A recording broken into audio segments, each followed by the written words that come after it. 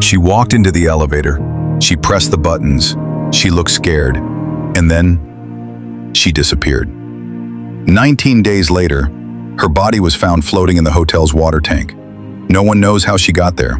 No one knows who, if anyone, was with her. This is the chilling mystery of Elisa Lam. It was February 19, 2013. A hotel maintenance worker climbed to the rooftop of the Cecil Hotel in Los Angeles. He opened one of the 4 large water tanks. Inside, he found the floating body of a young woman. She was naked. Her clothes lay nearby at the bottom of the tank. Her name was Elisa Lam, a 21-year-old Canadian college student from Vancouver. She had been missing for almost 3 weeks. Her disappearance had baffled police, baffled the media, and captivated the internet. And the last known footage of her? A 4-minute security video from the hotel elevator. In the video, Elisa acts strangely. She moves like she's hiding, steps in and out of the elevator, waves her hands, as if she's speaking to someone or something. The elevator doors never close. She appears anxious, confused, scared.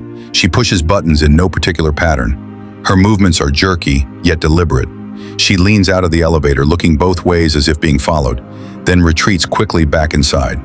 Finally, she steps out entirely, disappears from view. To this day, no one can fully explain what happened in that elevator or how she ended up in that tank. The rooftop is not accessible to the public. It requires a key and a security code. Even if she had somehow made it up there, the tank itself was large, industrial, a difficult climb, with heavy lids. Was she alone, or did someone help her? And if it was an accident, why did it take nearly 3 weeks to find her? The answers are still missing.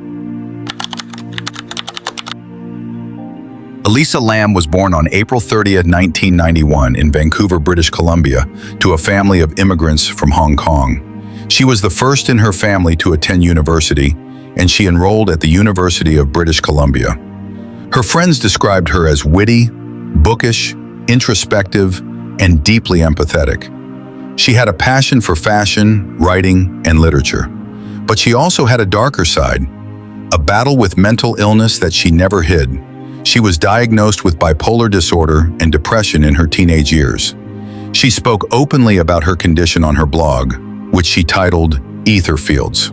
Later, she migrated to Tumblr, where her raw, vulnerable posts continued to give a window into her thoughts and emotions. In January 2013, Elisa embarked on a solo trip down the California coast. It was meant to be a break from school, a chance to see the world, meet new people, and gain independence. She stopped in San Diego, then headed to Los Angeles, where she booked a few nights at the infamous Cecil Hotel. Elisa documented her trip on social media. She visited the San Diego Zoo, explored local coffee shops, and shared reflections on her blog. But beneath the excitement was a quiet, pulsing current of anxiety. Her parents remained in close contact. Elisa called or emailed them every day, until she didn't. On January 31, 2013, the contact stopped. Her family panicked. They knew something was wrong. Elisa would never cut off communication without reason. They reported her missing to the LAPD. Then they boarded a plane to LA, desperate for answers. At first, police believed she may have left voluntarily. She was a young adult. She could have wandered off or had an episode. But as the hours stretched into days and the days into weeks, something felt more sinister. The search began. Room to room, hallways, fire escapes, security footage. Nothing. No one saw her leave the building. No one heard anything unusual. The only clue left behind? That eerie elevator footage, the last time Elisa Lam was seen alive. And what happened after that was a mystery the world couldn't stop watching. The moment the LAPD released the elevator footage, everything changed. It was February 14, 2013, Valentine's Day, but instead of roses and love stories, the world fixated on a 4-minute clip that felt like a horror movie. It went viral, tens of millions of views. People were mesmerized, horrified, confused. Who was she hiding from? Why were her movements so strange? Why wouldn't the elevator doors close? Amateur detectives on Reddit and YouTube broke down the footage frame by frame. Some claimed she was playing a game. Others said it was a psychotic break. Still, Still more believed she was interacting with a supernatural force. Then people began to dig into the hotel itself, and what they found was deeply disturbing. The Cecil Hotel wasn't just another budget stop in downtown LA.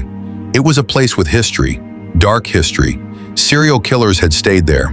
Richard Ramirez, the infamous Night Stalker, lived on the 14th floor during his 1985 killing spree. Another killer, Jack Unterweger, checked in during the early 90s. Hundreds of deaths had occurred in the building. Overdoses, suicides, murders. It had been nicknamed Hotel Death. Some internet sleuths suggested the building itself was cursed, that something evil lingered in the walls, that Elisa Lam wasn't the first to vanish under bizarre circumstances and wouldn't be the last. And then came the reports from guests. While police were still searching, travelers staying at the Cecil began to notice something strange. The water pressure was low. The water tasted funny, and when it did run, it came out black. Guests were drinking it, bathing in it, brushing their teeth with it. That was the tipping point. The police went back up to the roof, checked the water tanks, and found her, Elisa Lam, naked, floating, lifeless, and the world's attention turned to horror. To understand what may have happened to Elisa Lam, we have to enter a complex and often misunderstood world, the world of mental illness. Elisa was open about her diagnosis: bipolar disorder and depression. Two conditions that, when combined, can have serious, even life-threatening consequences if left unmanaged. She blogged about her highs and lows. She wrote about the crushing weight of anxiety, the days when getting out of bed felt like moving a mountain, and the moments when everything felt too fast. When her thoughts raced, her heart pounded, and she felt like she could fly or die at any moment. These weren't just metaphors, they were symptoms. Elisa was on 4 medications: lamotrigine, quetiapine, venlafaxine, bupropion. These are powerful psychiatric drugs often used in combination to balance moods, prevent psychotic episodes, and control impulsivity. But here's the chilling detail. Her autopsy report showed only trace amounts of these medications in her system, not therapeutic levels, not enough to suggest consistent use. This led experts to believe Elisa had stopped taking her medication or was taking it inconsistently, and that changes everything. Because for someone with bipolar disorder, especially bipolar 1, withdrawing from antipsychotics or mood stabilizers can trigger a manic episode, even psychosis. That might explain her behavior in the elevator, the erratic gestures, the paranoia, the way she seemed to be hiding from something unseen. It's also possible that Elisa was hallucinating, that she was experiencing a break from reality, seeing things that weren't there, hearing voices, fleeing from imagined threats. But even that theory raises more questions than answers. How did she get to the roof without triggering the alarm? Why didn't anyone hear her or see her? Could she really have lifted the heavy lid on the tank by herself and then closed it behind her? Investigators were split. Some believed it was a tragic accident, a young woman in crisis, seeking isolation or escape. Others weren't so sure. There were too many loose ends. Her phone was never found. There were inconsistencies in the autopsy report. And while the official cause of death was ruled an accidental drowning, there were no bruises, no signs of trauma, no alcohol or drugs in her system. Just a young woman, alone, confused, and gone. But here's the most disturbing question of all. If Elisa was having a psychotic episode, why didn't anyone help her? She wandered the hotel for hours. She was seen acting strangely by staff. She was moved out of a shared room by management, yet no one called for a wellness check. No one intervened. Mental illness is invisible until it becomes a spectacle. By then, it's too late. Elisa's story is a heartbreaking reminder of that. Was she running from something inside her mind, or something else entirely? That's the question that still haunts every frame of that video. On February 21st, 2013, 2 days after Elisa's body was discovered, the Los Angeles County Coroner's Office released a preliminary report. The cause of death? Accidental drowning. They found no signs of physical trauma, no signs of sexual assault, no drugs or alcohol in her system, just a girl alone in a massive city, Lost, vulnerable, silent. But for many, the official story didn't feel like a resolution. It felt like a cover-up. The LAPD claimed Elisa accessed the roof through an unlocked door, but that door was supposed to trigger an alarm. Hotel staff testified that the only people with access to that area were maintenance workers, and the water tank, nearly 8 feet tall, with a hatch too heavy for most to lift alone. How did she get inside? Even stranger, when Elisa was found, the hatch was reportedly closed. This created a logistical nightmare. How did she close the lid after entering? The police offered theories.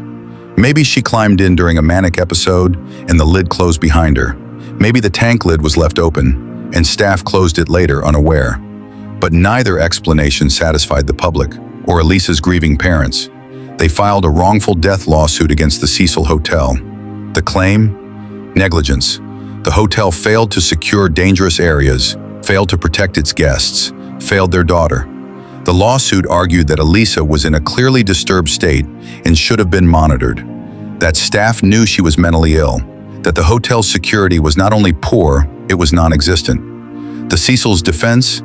They weren't responsible for what guests chose to do on their own. The court sided with the hotel. The Lam family's claim was dismissed, but the damage was done. Within months, the Cecil shut down temporarily.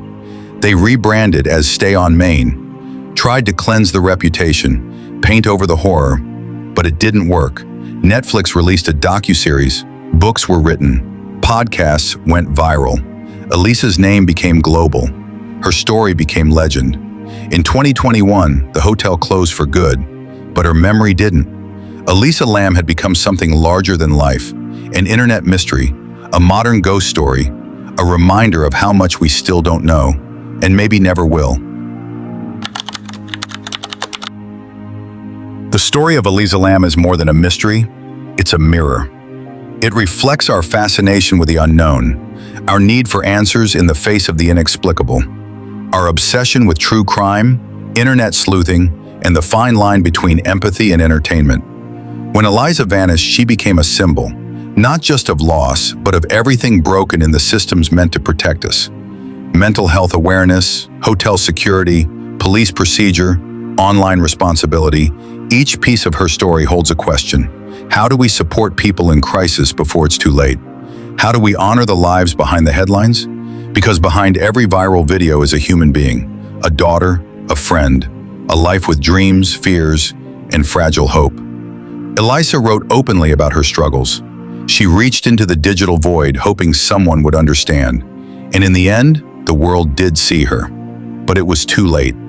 The Cecil Hotel no longer operates, its windows are dark, its halls are empty, but the story echoes inside. Tourists still take photos outside, paranormal investigators claim to hear voices, and countless theories continue to circulate. Some say Elisa was cursed, others say she was simply failed, but the truth, whatever it is, has never fully surfaced. We may never know what really happened on that roof, but we can remember the face behind the footage, not as a mystery, not as a ghost, but as Elisa, a young woman who wanted to explore the world, and whose story changed it. If this story haunted you as much as it haunts us, please like this video and subscribe to the channel. We share documentary-style deep dives every week, unraveling the world's most mysterious cases. Comment below, what do you think happened to Elisa Lam? Was it a tragic accident or something far more chilling? Your voice matters. Your thoughts deserve to be heard. Until next time, stay curious, stay cautious, and never stop asking questions. Let us know your thoughts in the comments below. Subscribe for more gripping true crime breakdowns, mysteries, and criminal psychology stories, only on Twisted Case.